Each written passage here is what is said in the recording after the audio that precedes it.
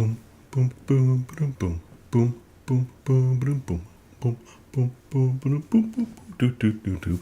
Let's see how long it takes for the live stream to get going. It looks like we're live. Takes just a few seconds. Good evening. Welcome to 5 A Day with Jay. I am your host, J.R. Murdock. Thank you so much for joining me. How are you this evening? So glad that you're here. How's your writing going? Are you a writer? Do you enjoy writing? I ramble on every time I start recording about what I'm doing. I'm curious what other people who are watching these videos are doing.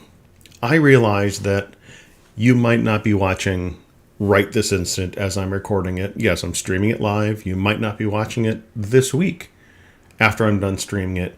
You might not even be watching it a month from now, a year from now. But whenever you find this video and you stumble across it, tell me what you're working on. What is it you're working on?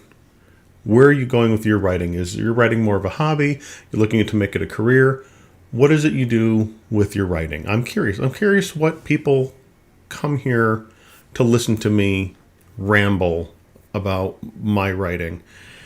I don't want this to become a writing YouTube channel, a writing podcast. I'm not a professional. I did do writing advice for a short time. It was unorthodox writing tips, just little things that I do myself. I decided there are enough professionals out there that give professional level advice that I don't need to do that. I'm not trying to be the next best thing when it comes to spewing writing advice. Anybody can give advice. Following your own advice is harder than giving your own advice. Therefore, I've decided I'm out of the advice market. I'm not going to do that. I'm not going to be a leader and jump up and go, hey, I'm the one that's everyone should follow because I know everything about writing. I don't. I'm still learning a lot about writing. But that's what gets me curious. What is it that people that are watching these videos that I do doing with their writing? Are you submitting to agents, to publishers? Are you writing short stories and submitting those to magazines? Are you self-publishing, indie publishing? Are you recording your own audio? What is it that you're doing with your writing, and what is it you're looking to do? Let's start a conversation here. I'm curious what other people are doing, and I would love to hear from you. That said, since I'm here rambling about myself, let's talk about myself again. I'm Jay. Published a book this week, a print version of an ebook I put out last month. Short story coming out next week. A lot happening with my writing, and that's my goal, is to keep this engine chugging away. But in order to keep the engine chugging away, I need content. I sat down Monday, wrote 1,500 words in Jack Kane. I kind of putzed around with gRPC2 on Tuesday and Wednesday. I had a lot going on in my head. The reason I had a lot going on in my head is today is my boss's last day. My boss is gone. He's retired. He's moved on. He gave me his phone number in case I ever need to get a hold of him for anything that the team might need. I was essentially his right-hand man. I was the guy that made sure that he stayed on track, that if he needed to know something, I had it on hand. If he needed to figure something out, I had the document prepared. I was radar to his Potter, to his Sherman. I was the one that made sure he was able to keep moving. Not that he was incompetent, that he was not always the most organized, and he relied on me to keep him organized. So my organization skills aided him. But that said, I also kept track of everything the team was working on. There was a spreadsheet. I kept track of that spreadsheet. We had a ticketing system. I kept track of the tickets the team worked on. So with him leaving, there were certain much higher level things that I needed to know, understand, and be able to address. He and I sat down every day this week and talked at great length about what the team was working on, what was doing. We started handing off documents. So Tuesday, Wednesday, had a lot going on in my brain. Last night, I needed to just escape. I finished 2 of the writing books that I was reading. I'm reading 5 at the moment. I finished 2 of them last night.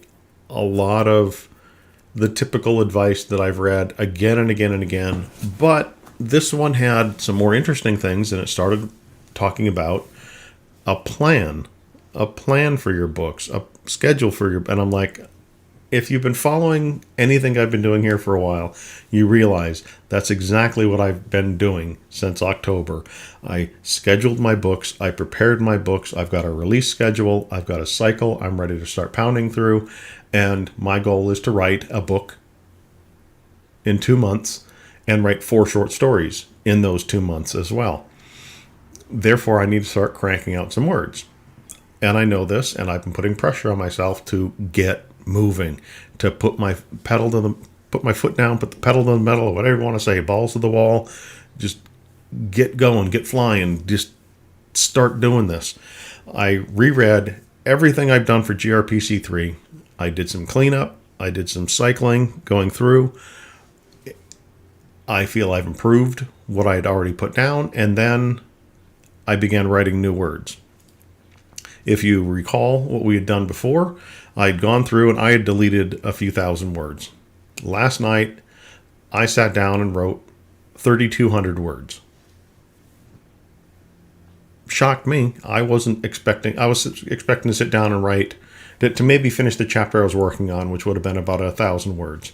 And then work on the next chapter, which would, my chapter's around 2,000 words, 2,500 words.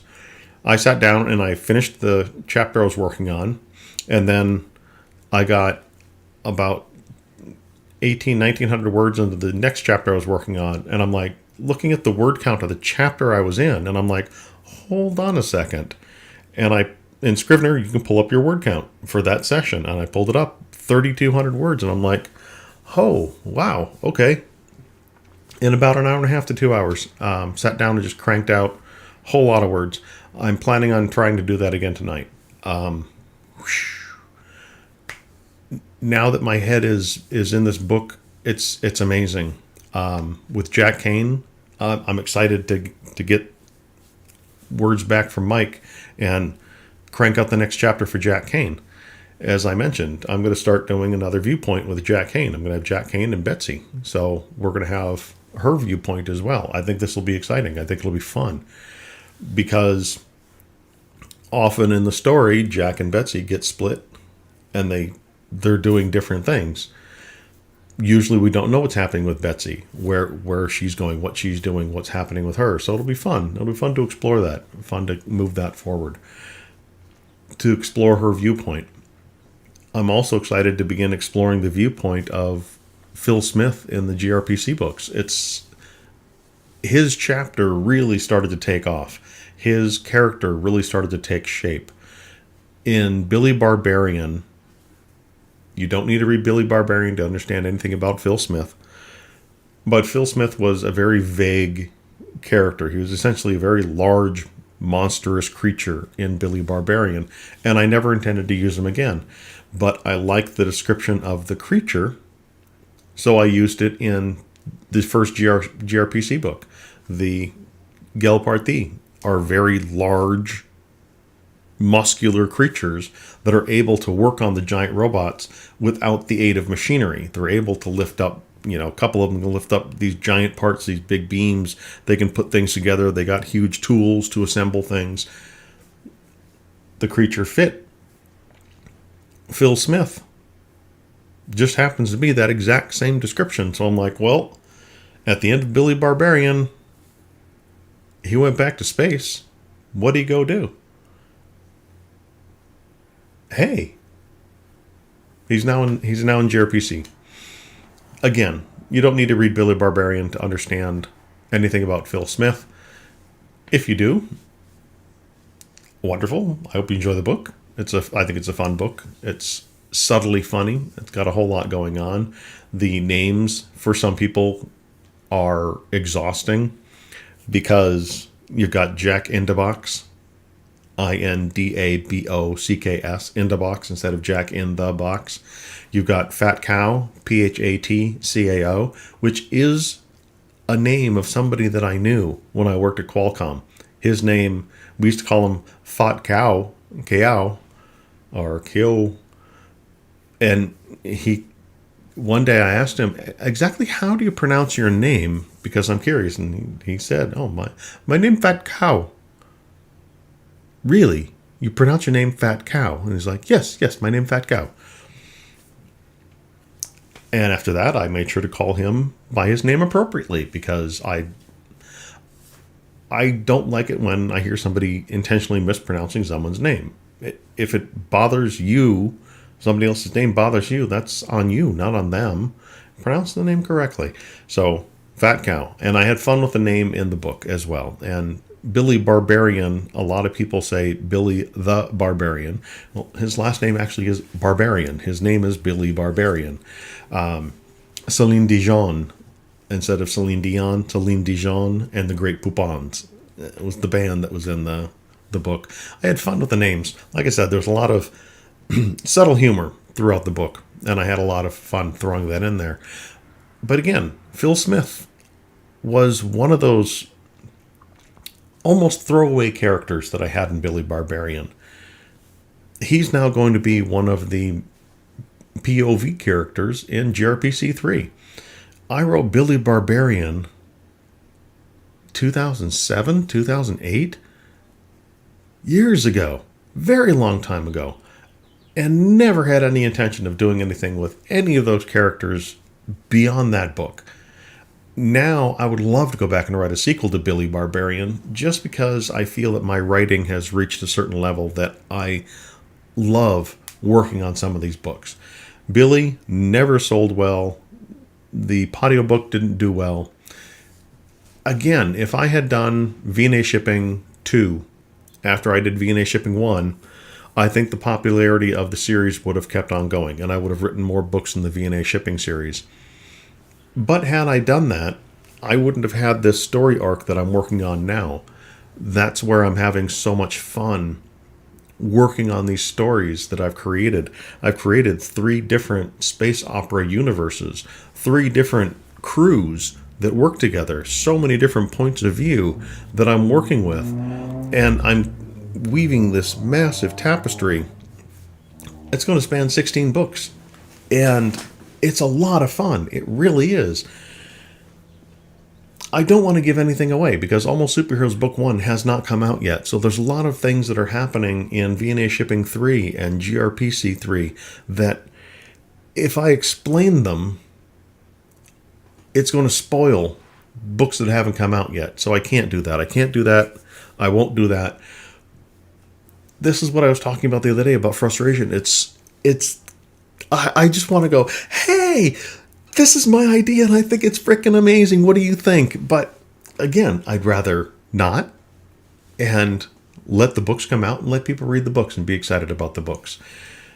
After the books come out, I will drop all kinds of spoilers about the books and what I was thinking and where I was going and what I was planning, because it started out as such a simple concept. VNA Shipping, the book's been out there for a very long time. It's simply an intergalactic beer run. Literally on a bet, our crew was offered triple their wages for the delivery they had just made to go get a shipment of beer and bring it back for a celebration. Double or nothing. Triple or nothing. If you go do it. And they went and did the beer run. That's VNA Shipping 1 in a nutshell. It's Smokey and the Bandit. It was a lot of fun to write that book. The characters were a lot of fun, and there was a lot of things that went wrong along the way as they were trying to make that delivery.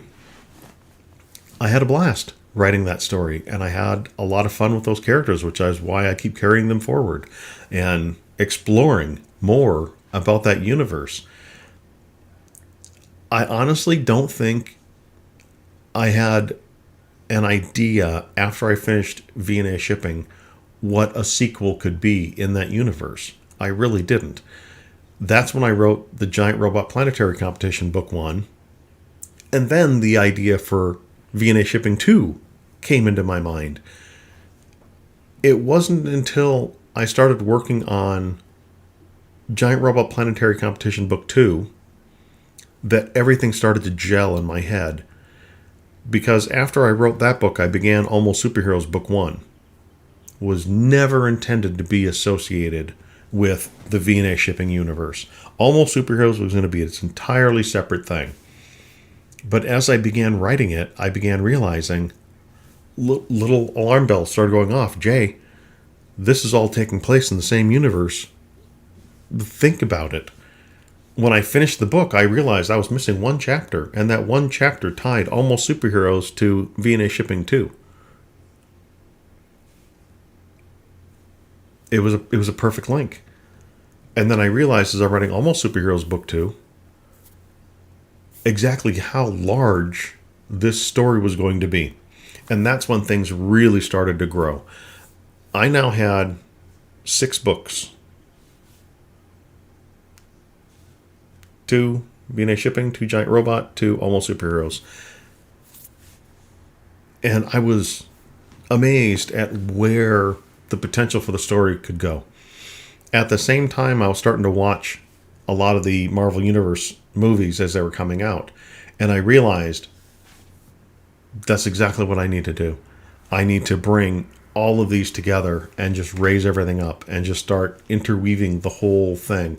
And I need to release a reading list for readers to understand, okay, yes, you can read any of the series independent of the other and get that take, but you'll get a much bigger picture if you read all of the books. That's what I'm shooting for, and I'm having so much fun. When I sat down and was working on GRPC last night, and I realized I've written 3,200 words, I realized, oh yeah, this is going to be a longer book than I think I intended it to. If you've read GRPC 1 or 2, you know that the books are 2 parts. First part is usually the crew getting ready for the competition, and part 2 is the competition. So you've got the preparatory work, you've got the work. Nothing's changed in the formula on those books, but I've got a lot more preparatory work that needs to happen, and the competition is going to be even more intense than it's been before. And I'm excited. I'm so excited. I'm 17,000 words in, and I already know this is growing legs, and it's gonna run. It's gonna be great. I didn't mean to talk this long, but as you can see, I'm excited. I'm excited to be writing again. I'm gonna get this done, get it uploaded, get it onto Anchor, so people on Spotify and Apple can go listen to it, to the podcast version. I'm gonna go get some more writing done. Go see if I can't get 3,000 more words done. It's early in the evening. I'm trying to do this earlier. So I got the evening to work. At any rate, been 5 days with Jay. I've been Jay. You've been awesome.